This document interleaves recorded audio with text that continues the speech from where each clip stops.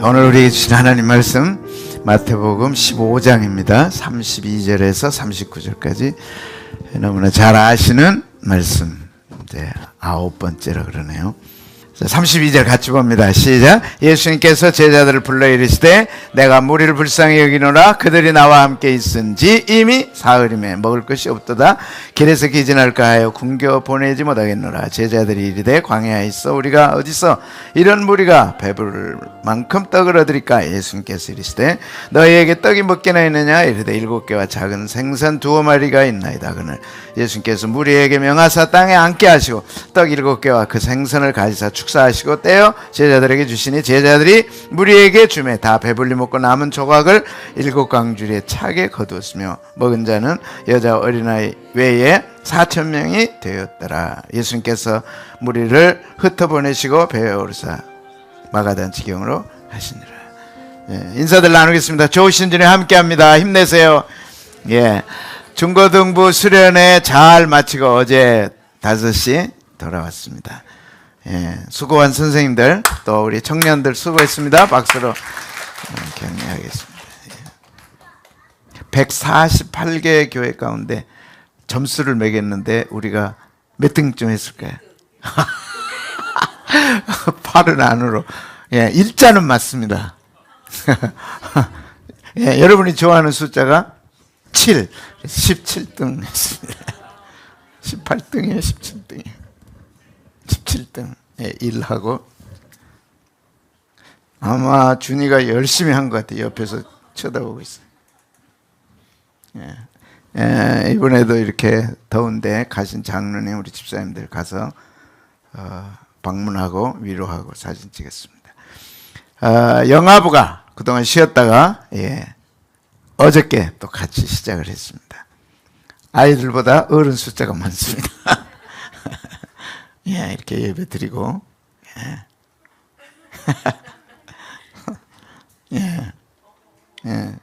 아빠 찾기 했는데 얼굴을 가리고 옷을 입고 과연 자기 아빠가 누굴까? 찾았을까 못 찾았을까요? 못 찾았어요.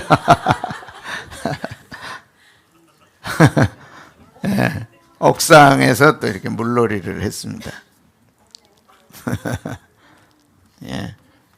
자, 그래도 뉴스가 워낙 크니까 잠깐 또 보겠습니다. 일본 미야자키현 앞바다에 규모 7.1 지진이 났는데 이게 대지진으로 이어질 가능성이 크다. 그래서 이렇게 났습니다. 그리고 난카이 해구입니다.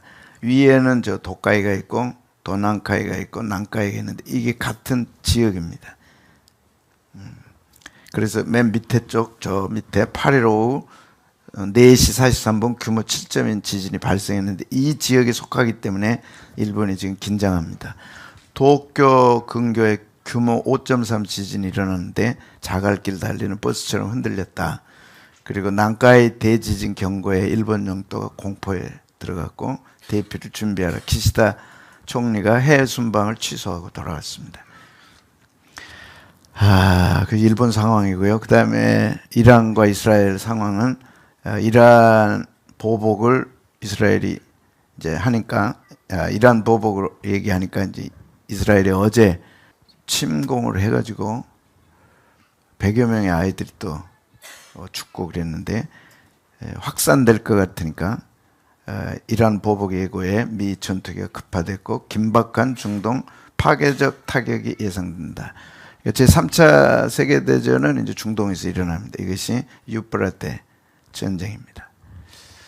이것이 어떻게 확산될지 마지막 남방왕이 이란이라고 본다면 이란이 이제 이스라엘을 침공하는 것으로 3차 전쟁, 유브라데 전쟁이 터지는데 지금 아주 긴박합니다. 이런 조짐들이 점점 길어 커가고 있다는 내용이죠. 우리나라로 돌아와서 코로나 재유행 초비상입니다. 오미크론 변이 KP3. 여러분 아시죠? 키트 여러분 받으셨죠? 근데 키트가 이미 품절돼서 없습니다. 지금 구하려고 60세 이상의 어른들이 구하려고 하는데 지금 못 구합니다. 준비가 전혀 안 돼 있는 거죠. 전파력도 베일에 쌓여 있습니다. 휴가철 끝나면 초비상입니다. 그래서 종식된 게 아니었냐 했는데 휴가철 맞아 코로나 재유행한다. 4주간에 5배로 늘어났습니다. 죽지도 않고 돌아온 코로나. 지금까지 이런 변이는 없었다. MBN 뉴스입니다. 4일 전에. 그래서 이미 끝난 줄 알았는데 이제 다시 일어났어요. 그럼 성경은 뭐라고 얘기합니까? 이것이 중요한 거죠. 곳곳에 뭐가 있어요? 지진이. 어떤 지진이 있어요? 점점 커져가는 지진이 있죠. 지진이 일어나면 이제 기근이 오죠. 근데 거기에 전염병이 있을 거다. 2000년 전에 말씀했어요. 그러니까 코로나 이후에 분명히 또 다른 변이가 있을 거라 그랬죠. 근데 지금 이제 나타나고 있는데 어떻게 될지는 알 수 없습니다. 예수님 그러셨어요. 두려워 말라. 머리카락 하나라도 너희는 상하지 않으리라. 그래서 교회가 희망입니다. 아멘. 어떤 상황은 어떤 상황이 일어나도 이렇게 된다는 거죠. 새벽에 또 올라가서 딱 눈에 띄는 꽃을 찍었는데 멋있어요? 정말 멋있습니다. 꽃이 이렇게 이제 가을을 준비하고 있는 가을꽃. 참 하나님의 자연은 정말 아름답습니다. 그 하나님이 교회를 아름답게 하시고 아름답게 보호하고 지키시고 전쟁 기근 또 혹은 전염병 어떤 것이 있어도 노아 홍수를 막은 방주처럼 교회 안에 머리카락 하나 상하지 않는다. 그래서 교회가 중요하고 그래서 교회를 하나님이 보호하신다는 거 기억하셨으면 좋겠어요. 5병 이어 7병이어 사건 가운데 이제 12바구니 7강줄이 끝났고 한 번 더 보면 12의 의미 기억나십니까? 12가 뭐예요? 12지파, 그 다음에 12보석, 12 구약. 그 다음에 이것은 조직의 기초인데 교회를 조직하는 의미가 있고 그 다음에 교회가 이제 성장하고 예수님 맞을 준비를 하는 거. 7의 의미는 뭐죠? 승리, 완성, 기쁨. 그래서 창세기 2장, 1장 창조 마치고 2장에 7이 등장합니다. 창조를 마치시고 안식 후 첫날 축복하시고 안식일을 지키라 그렇게 말씀하시죠. 승리, 완성, 기쁨. 천지창조. 예수님 부활을 언제 하셨어요? 안식 후 첫날, 7일째 날. 요한계시록은 7이 중요하다. 그래서 7교회 또 7촛대 그 다음에 7 환란 다 7인 7대적 7나팔 다 그렇습니다.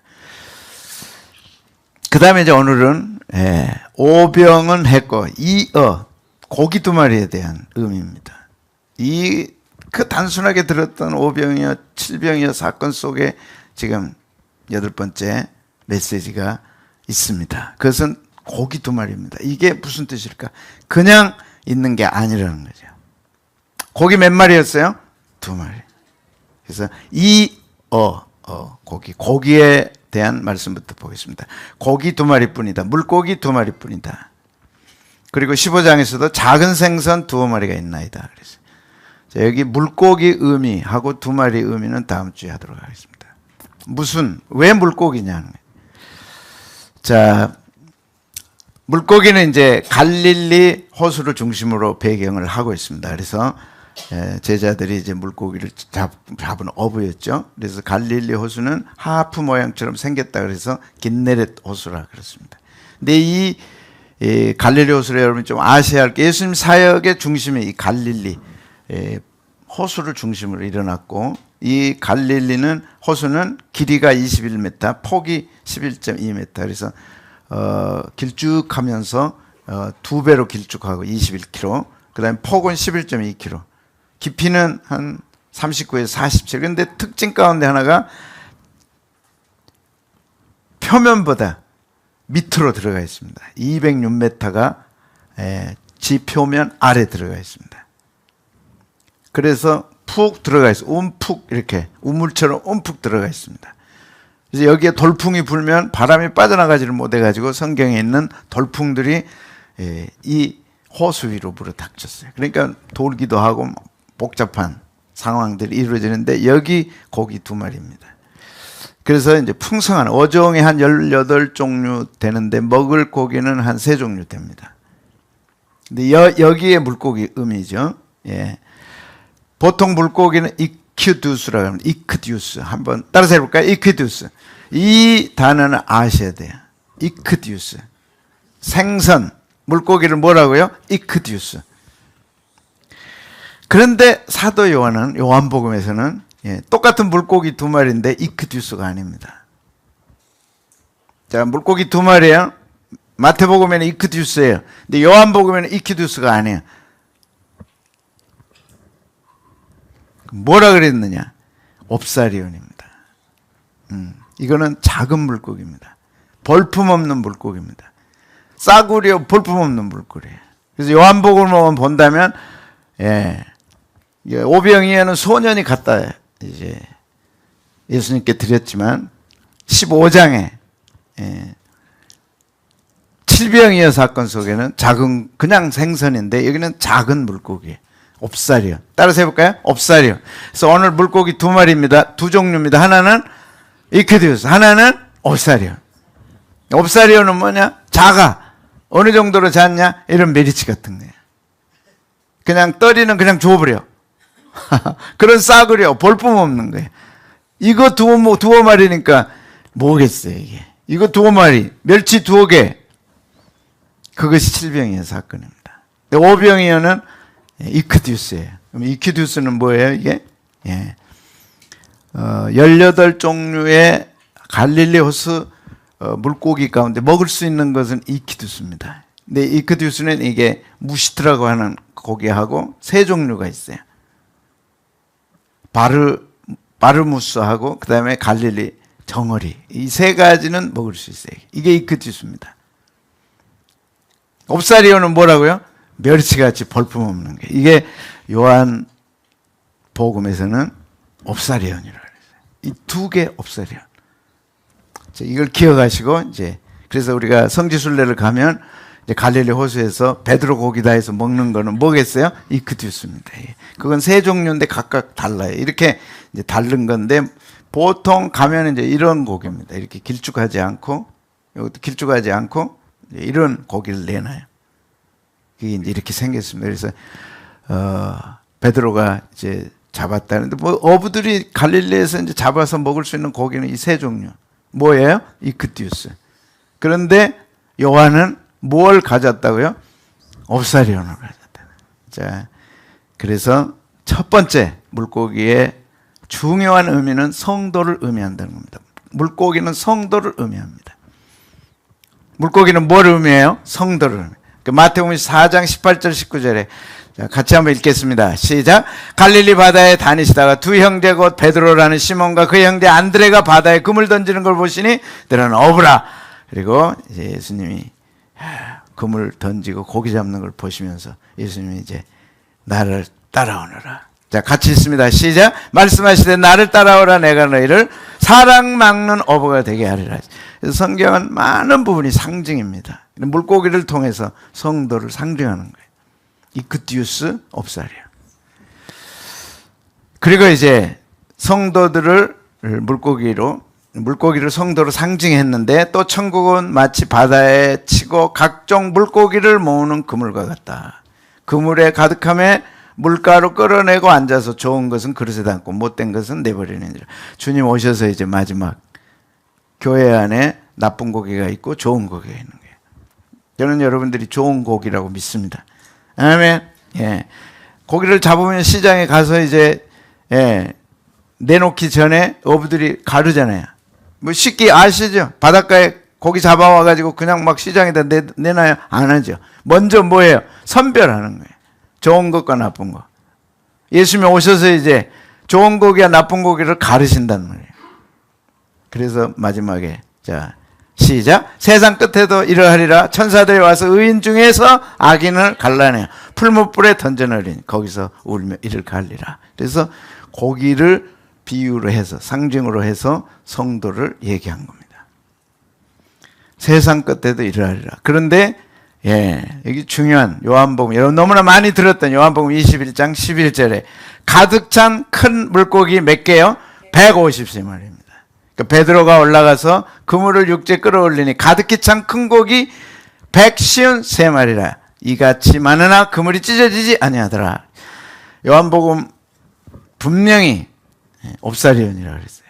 근데 똑같은 요한복음에서 21장에는 뭘로 바뀌었어요? 이크듀스로 바뀐 거예요. 왜요?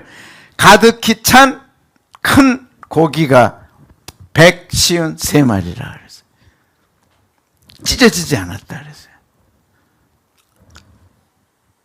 그러니까 옵사리온이라고 요한이 얘기했을 때와 부활하신 주님을 만난 후에 그 물고기를 뭘로 바뀌었어요? 이크디우스로 바뀐 거예요. 뭘 우리는 발견할 수 있나요? 이게 이크디우스입니다. 이크디우스라는 게 무슨 뜻이냐? 약자를 써서 이크디우스인데 그 약자를 모아놓으니까 물고기가 된 거예요. 그래서 초대교회 성도들은 당신 크리스찬입니까? 하고 물을 때 이 물고기를 그렸어요. 물고기를 그렸어요. 그래서 끄덕끄덕 하면 알아들어요? 못 알아들어요? 알아들어요. 이크디우스란 무슨 말이냐? 예수스, 크리스토스, 티인데 데우, 휘오스, 그 다음에 소테르. 예수 그리스도는 하나님의 아들 구세주, 하나님의 아들 구세주다. 그 뜻이 이크디우스. 앞자만 따면 그런 말이에요. 알아들으시겠어요? 이크디우스는 무슨 말이에요? 물고기. 근데 그 한 단어 한 단어를 떼놓으면 놀랍잖아요, 여러분. 헬란 말이라고 좀 이상하게 생각하지만 이크디우스가 물고기인데 그 한 단어 한 단어를 떼놓으면 예수 그리스도는 하나님의 아들이시다, 구세주다. 이런 단어예요, 이게. 그래서 초대교회 때는 이크디우스. 그 기독교 백화점에 가시면 서점에 가면 이 그림으로 물고기로 된 액자들이 있죠. 그 물고기가 뭐라고요? 이크디우스. 이크디우스의 뜻은 뭐예요? 예수스, 크리스토스, 데오스, 휘오스, 이크듀, 유자. 그 다음에 소테르. 그래서 예수 그리스도는 하나님의 아들 구세주다. 그게 이크디우스예요. 근데 그걸 모아놓으니까 뭐가 되는 거예요? 물고기가 되는 거예요. 이해되세요? 그래서 초대교인들이 만나면 물고기를 그려요. 그런데 반응이 없어. 그러면 크리스찬이 아니야. 아니야. 그때는 막 네로 황제 때 사람들을 죽이니까 알 수가 없어. 믿는 사람인지 아닌지. 그래서 물고기를 그리는 거예요. 땅바닥에다 그려요. 그냥 손바닥에 그려요. 그럼 알아들으면 누구예요? 예수님이는 신자 성도들이에요. 못 알아들어. 아니에요. 그 이크디우스예요. 근데 요한은 처음에는 뭘 썼어요? 그 물고기를 뭐라고 썼어요? 옵사리온을 썼어요. 근데 요한 복음 21장 부활하신 후에는 뭘로 바뀌었어요?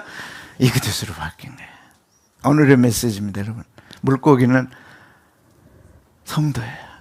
그 성도는 처음에는 주님의 손에 들려지기 전에는 뭐예요? 옵사리온이야. 부활하신 주님 만난 후에는 뭘로 바뀌어요? 이크디우스로 바뀌는 거야. 아멘. 놀라운 그 의미가 달려있는 거야. 예수님을 만나면 삶이 변화됩니다. 신앙이 들어가면 가치관이 변화됩니다. 하나님의 우리를 키우시고 섭리하시고 다스려. 옵사리온은 그래서 작은 물고기, 볼품없는 물고기, 싸구려, 볼품없는 물고기예요. 이것이 분명히 예수님 손에 들려지기 전에는 이 싸구려 옵사리온이었어요. 예수님이 들려지고 난 후에 이 옵사리온이 뭘로 바뀌어요? 이크디우스로 바뀌는 거예요. 근데 그것도 얼마를요? 150세 말이에요. 옵사리온에서 이크디우스로 바뀌는 거예요. 이게. 물고기가 바뀌어요. 싸구려 물고기에서 최고급 물고기로 바뀌는 거예요. 이것이 믿음이고 이것이 신앙이고. 그래서 성경은 뭐라 그래요? 이크디우스가 이렇게 되다. 특히 샘플로 베드로 같은 사람. 우리가 늘 그러잖아요. 베드로 무식한 어부예요. 옵사리온이었어요. 틀림없이 옵사리온이었어요. 그냥 떠리로 주는 싸구려 옵사리온 물고기.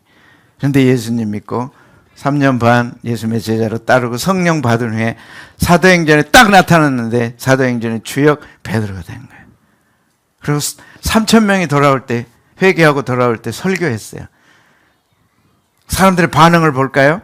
사도행전 4장 13절입니다. 시작. 그들이 베드로와 요한이 담대하게 말함을 보고 그들을 본래 학문 없는 범인으로 알았다가 이상히 여기는 거예요. 왜?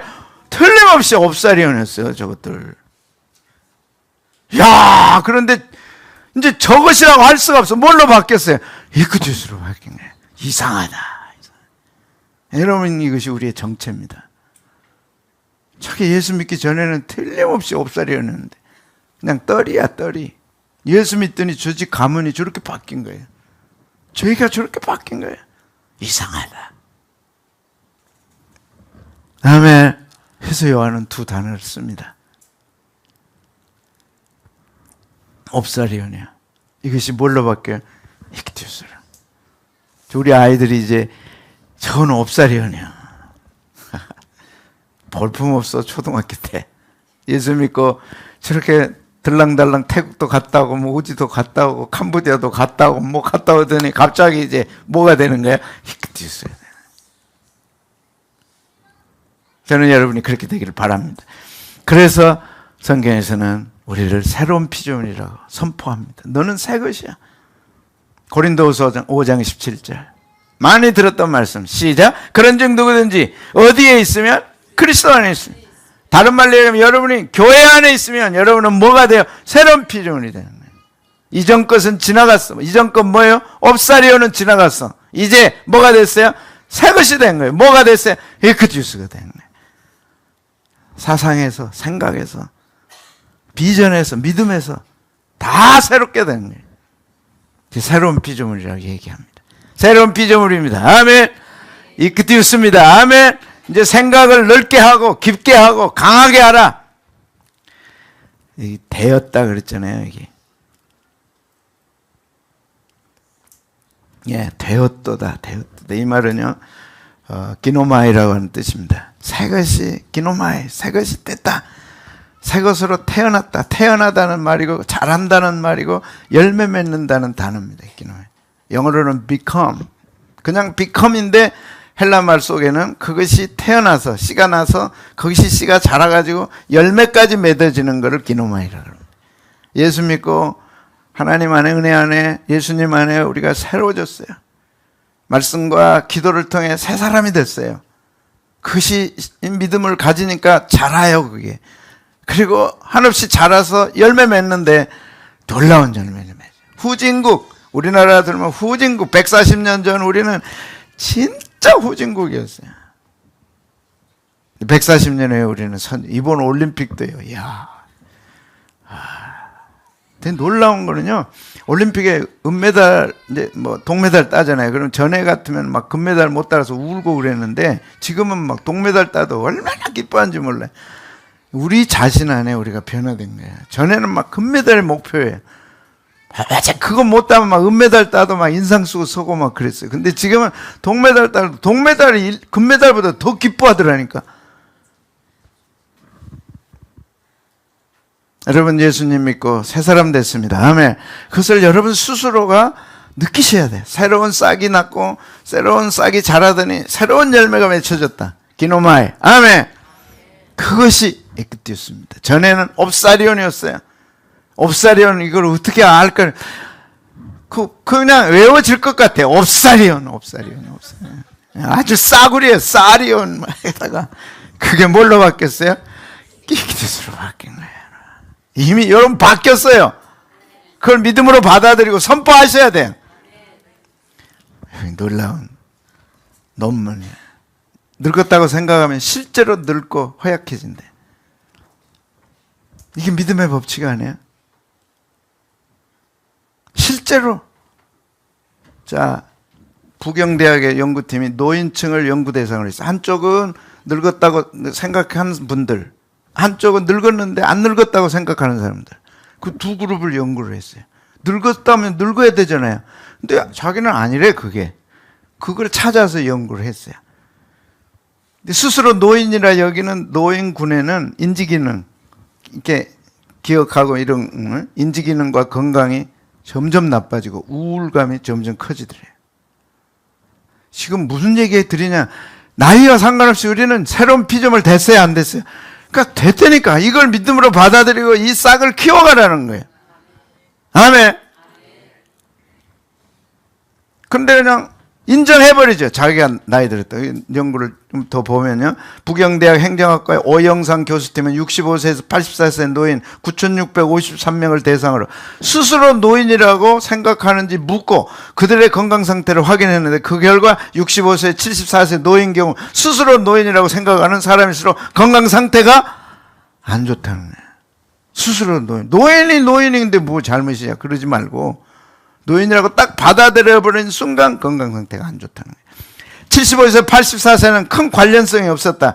연구에 참여한 65세, 74세 노인 5,891명이었는데 이들 중 자기를 노인이라고 여기는 사람은 44.7%, 2,631명이었다. 자신을 노인이라고 생각하는 노인군과 노인이 아니라고 여기는 비노인군을 비교해보면 노인군의 인지기능은 23.9, 비노인군은 인지기능은 25.19보다 낮았다.